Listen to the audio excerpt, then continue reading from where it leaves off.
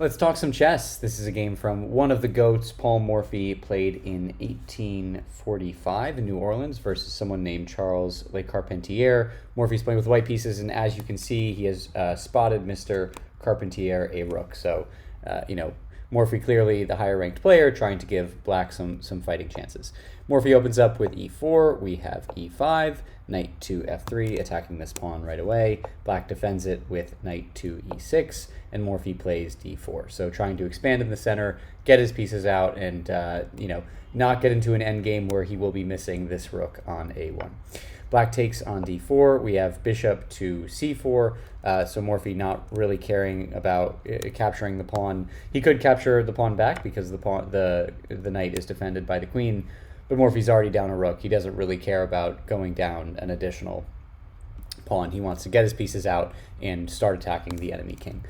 Black here develops the bishop to b4. This comes with check, and Morphy blocks with c3. We have pawn takes on c3, and again, instead of taking back, instead of trying to even material, Morphy just castles his king to safety and gets out of the way of this dark squared bishop. Here, black gets very materialistic and says, I'm going to take a pawn on b2, but this just allows Morphy a very natural, very nice bishop takes, on b2, and now you have a fianchetto dark squared bishop, you have a light squared bishop on this diagonal, and all of a sudden, Morphy's sort of got an attack going. He has these, not an attack per se, but the beginnings of an attack. He has these two bishops activated, he has the knight, and he has the queen in open space. And black's really got to be careful here. Black is not careful. It plays bishop back to f8, as Ben Feingold says, setting up for the next game. So the idea here is Morphy's bishop is threatening this g7 pawn, and if black makes some silly move here, then you get bishop takes and the rook is going to fall. But the proper move here is to develop a knight to f6 and then block the path of the bishop, but instead black undevelops a piece, and now all of the pieces except for the knight are on the back rank, and that doesn't work against Morphy. So Morphy here just calmly pushes e5. This pawn's going to be important in the attack, and black, instead of developing a piece, decides to meet it with d6. We have rook to e1, getting the rook on the same file as the king. Pawn takes on e5, knight takes on e5, and now queen takes on d1.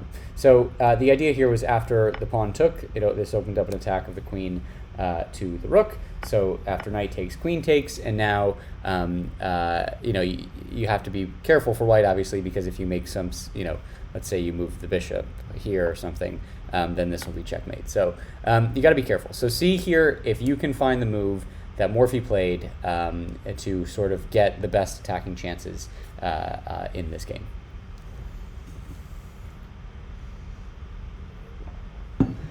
Okay, so I think many of us would just play this rook to d1, taking the queen, but then you lose the knight, and now you're just down a bunch of material.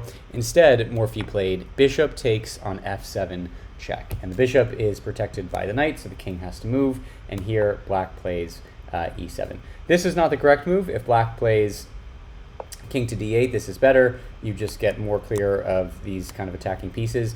But black really wants, I think the idea was black doesn't want to give up the queen. So if black plays king to d8, then you're just going to get rook takes queen, and this comes with check. And this is okay for black. I mean, black is up here black is up an entire rook and one pawn. This would be fine for black, but black doesn't want to give up the queen, so instead he moves the king to e7, or at least he doesn't want to give up the queen with tempo. And here, if you take the queen, then you don't have check. Black can take back the knight with the knight. But obviously Morphy did not do that. He's not interested in just kind of trading material. He needs to attack because he's down a rook. So instead he plays this knight to g6, and this is double check. And this is because you have a discovered check from the rook.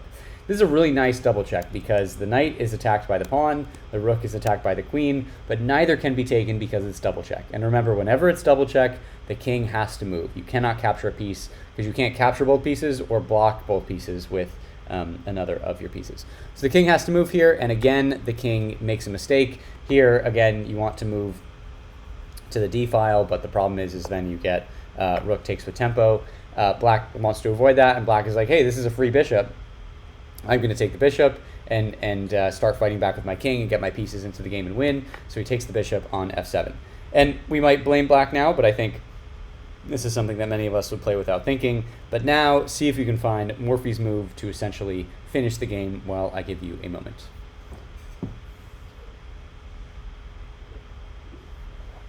Okay, so hopefully you found it. It is knight to h8 checkmate. And this is just an awesome, awesome mating pattern, mating net. You have the rook taking away the e-file, the knight is delivering check. And don't forget about this fianchettoed bishop on b2, slicing this way, taking off the f6 square, and this is just a totally amazingly beautiful checkmate. It's not often that you take the rook on h8 with a knight to deliver checkmate, but Morphy does all sorts of amazing things. And again, we see this over and over. This is something that Ben Feingold talks about as well when you're talking about Morphy games. All of Black's pieces, except for the knight, are, and I guess the queen, but all these pieces are not doing anything, not defending the king, whereas Morphy has 3 pieces very actively going after this king. So just an awesome game, an awesome finish. Didn't matter that Morphy was down a rook. He still found a way to pull out the king and deliver checkmate. So thanks for watching. Drop a like, drop subscribe, and we'll see you next time.